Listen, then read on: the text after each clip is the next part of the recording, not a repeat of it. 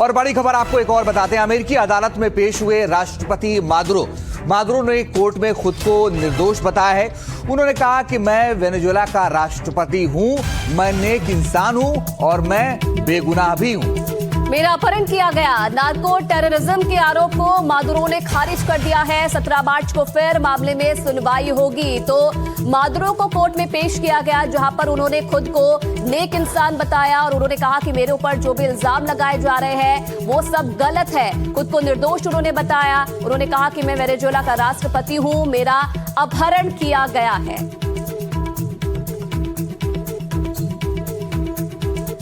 और बड़ी खबर आपको बता दें, संयुक्त राष्ट्र में रूस चीन का बड़ा हमला। अमेरिका की कार्रवाई की कड़ी निंदा की है। अंतर्राष्ट्रीय कानून उल्लंघन का आरोप भी चीन और रूस ने लगाया है। मादुरो को रिहा किया जाए, ये कहना है रूस का। चीन ने शांति को खतरा बताया है और ये कहा है कि संवाद से समाधान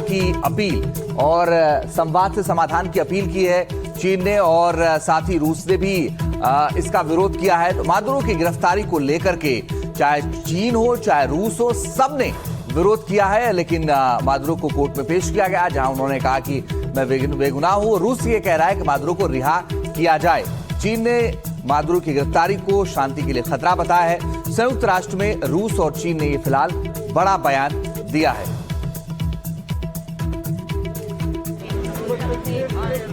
और तस्वीरें अब आपको दिखाते हैं कि किस तरीके से मादुरो की गिरफ्तारी के बाद जगह जगह जो है प्रदर्शन हो रहे हैं। अमेरिका के न्यूयॉर्क की ये तस्वीरें आप देखिए, सड़कों पर उतरकर लोग जो कुछ वेनेजुएला में हुआ उसका विरोध कर रहे हैं।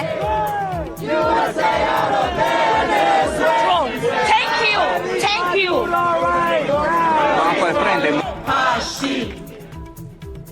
और अब पुर्तगाल की तस्वीर आप देखिए, जहां पर विरोध हो रहा है। वेनेजुएला में जो हुआ उसका विरोध यहां पर हो रहा है।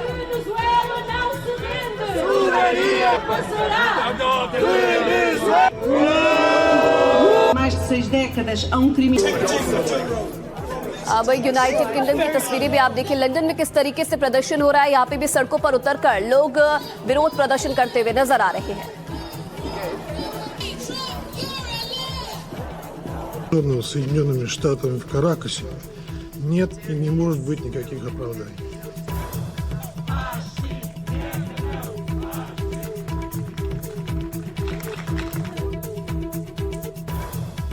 और चलिए आगे बढ़ेंगे एक बड़ी खबर के साथ।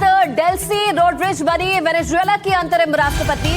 उन्होंने ह्यूगो चावेज की कसम लेकर शपथ ली है। अमेरिका पर आक्रमण और अवैध कार्रवाई का भी आरोप लगाया है डेल्सी ने। देश में राजनीतिक अस्थिरता और तनाव बढ़ा, ये बात भी डेल्सी ने कही है। लेकिन फिलहाल अब वो बन गए हैं राष्ट्रपति। और आपको बताएं कि ह्यूगो चावेज की कसम लेकर उन्होंने राष्ट्रपति वो बनी है।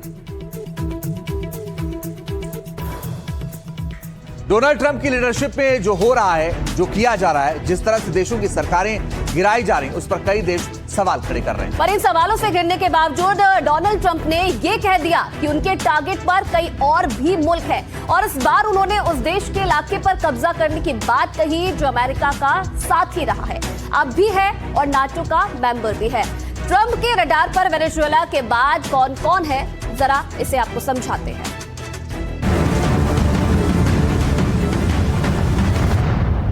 निकोलस मादुरो को सत्ता से हटाने के बाद, उन्हें गिरफ्तार करने के बाद बीते कुछ दिनों से डोनाल्ड ट्रंप को लेकर ये शब्द ट्रेंड हो रहे हैं। और ये ट्रेंड बनता भी है, क्योंकि जो शख्स युद्ध रुकवाने को लेकर शांति के गीत गा रहा था, उसने शांति नाम के पकौड़ों को वेनेजुएला के तेल वाले भंडार में फ्राई कर दिया है।